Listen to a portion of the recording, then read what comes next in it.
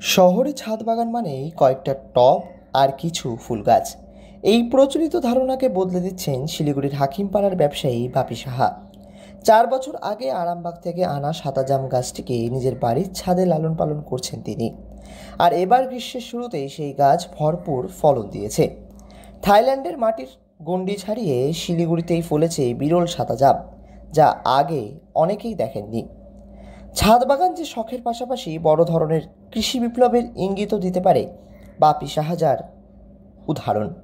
বছর কয়েক আগে তিনি মিয়াজাকি আম ফলিয়ে নজর কেড়েছিলেন শহরবাসীর, আর এবার সাদা জাম ফলিয়ে আরও একবার প্রমাণ করলেন ইচ্ছা থাকলে শহরের ছাদও হতে পারে দুর্লভ ফলের খামার।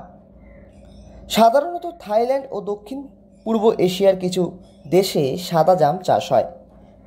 এদেশে কালো জামই বেশি পরিচিত, তবে বাপি সাহার চেষ্টায় সেই সীমাবদ্ধতা ভেঙেছে।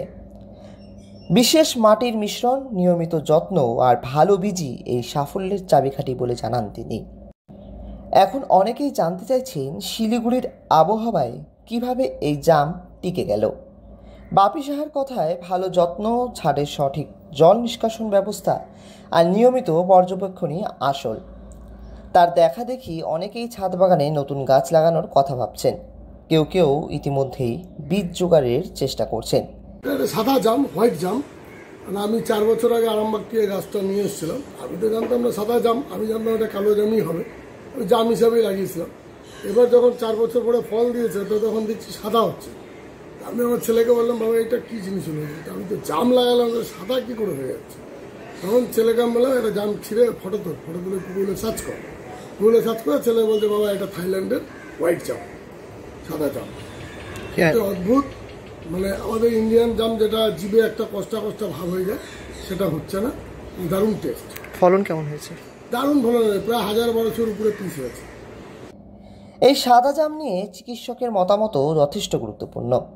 শিলিগুড়ির বিশিষ্ট চিকিৎসক ডক্টর সুরজিৎ পালিত জানিয়েছেন, সাদা জাম ডায়াবেটিস নিয়ন্ত্রণে দারুণ কাজে লাগে।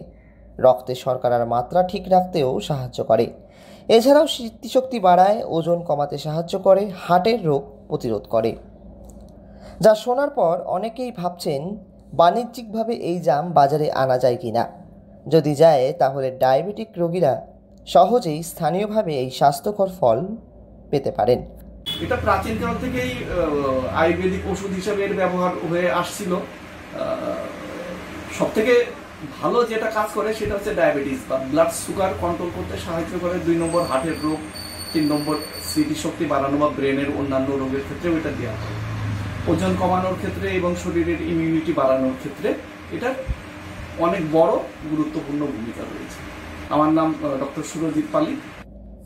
বাপি সাহার বাড়ির ছাদ এখন যেন মিনি প্রদর্শনী। সাদা জাম দেখতে শহরের নানা প্রান্ত থেকে মানুষ ভিড় জমাচ্ছেন। অনেকেই ছবি তুলছেন, ভিডিও করছেন, কেউ চারা চাইছেন। বাপি সাহা জানিয়েছেন তিনি এখানেই থামতে রাজি নন। আগামী দিনে আরও নতুন দুর্লভ ফল ও ফুল আনতে চান ছাদ বাগানে। তার কথায় ছাদ বাগান আমাদের শহরকে আরও সবুজ করবে, মানুষকেও ভালো রাখবে। একটা আম নিয়ে এসেছি, ব্ল্যাক কালার, এটা এই বছর লাগিয়েছি, দেখি সামনের বছর যদি ফল দেয় দেখাবো। কালো, গাছটাও কালো আছে, আমও কালো হবে এবং আমের ভেতরটাও কালো। এবং গাছ কাটলেও আমার মনে হয় একটা গাছ কাটলে 10টা গাছ লাগানো উচিত। আমার গাছের যে একটা রে আছে, সেই রেটা আমাদের শরীরে খুবই প্রয়োজন। যেরকম এখন শিলিগুড়িতে যে গরম, একমাত্র গাছের জন্যই কিন্তু এই গরমটা। কেননা আমরা যখন ছোটোবেলায় ছিলাম এরকম গরম কোনোদিন আমরা শিলিগুড়িতে দেখিনি। এখন যে গরমটা সেটা একমাত্র গাছ, কেননা সব বাড়িতে বিল্ডিং হয়ে যাচ্ছে, গাছ কেটে সব বিল্ডিং করে ফেলছে। গাছের খুব অভাব হয়ে গেছে শিলিগুড়ি। আর গাছ আমি খুব ভালোবাসি, ছোটোর থেকেই আমার গাছ প্রিয়। গাছের উপরে আমার একটা নেশা বলতে পারেন। আমি যেখানেই যাই আমি গাছ আগে দেখি, কোন গাছটা নতুন আসছে, কোন গাছটা পুরানো, এগুলো আমি সবসময় খোঁজ করি। আমার নাম বাপি সাহা। ছোট্ট শহর শিলিগুড়িতে এক ব্যবসায়ীর ছাদ বাগান নতুন স্বপ্ন দেখাচ্ছে। সাদা জাম থেকে শুরু, এবার শুধু সময়ের অপেক্ষা।